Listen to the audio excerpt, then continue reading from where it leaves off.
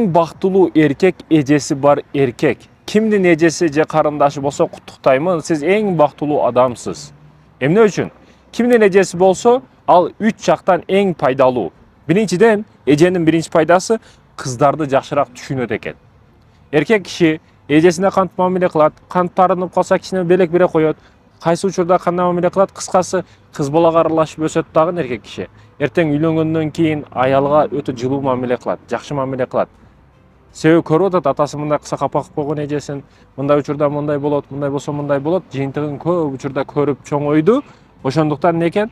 Аялга өтө жакшы болот, кыздарга жакшы ата болот. Эжеси бар эркектер. Ал эми экинчиден тарбиялуу жана камкор болот.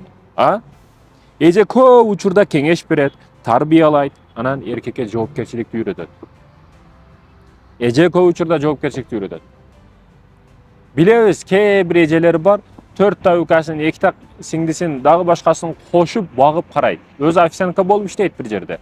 Студент, университети бар, пилс жумушка барып, ошо укаларын караган эжелер, золотой эжелер бар. Аллах разы болсун алардан. Алтын башыңыздар аман болсун. Эл караган жүзүңүздөр эч качан жер карабасын. Сиздер азаматсыздар. Керт башын ойлобосун укаларын карайт да. Ошо укаларыны деп турмушка кечирек чыгат. Сүйгөн жигитиге чыга албай калат турмушка. Неге? Себеби укалары бар эле да, инелерин ойлоп чыга албай калат турмушка.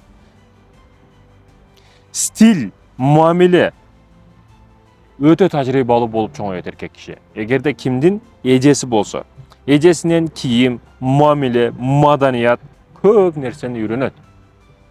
Чындыгында көчөгө чыгып кетканыңда, ука мындай жүргүн, ука мабутуңду тазалагын, ука мо кроссовкаңды бер жууп коеюн, кийимдериңди бер жууп коеюн деп тазалыкка, тыкандыкка үйрөтө турган биринчи кезекте аялыңдан дагы мурда эжең болот. Ошондуктан эжелерибизди сыйлайлы, урматтайлы. Эрге тийип кеткенден кийин болду кутулдум эмес. Бар, зыярат кыл, ар дайым кабар ал, эжеңдин батасын ал.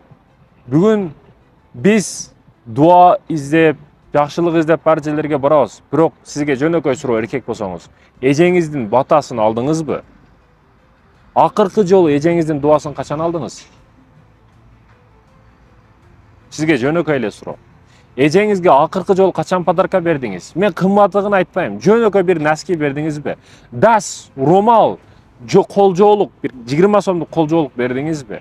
Огороддон бир алманы алып келип, өзгөчө кылып жууп тарап, эже мына алма сизге деп бердиңизби? Жума марек болсун деп, например. Не кылдыңыз эжеңиз үчүн? Ойлонуң. Эгер мен айткан нерселерге ооба деген жообуңуз болсо, куттуктайм. Ушул ишти тезден ар жума сайын кылып туруң. Дагы сонун болот иштериңиз.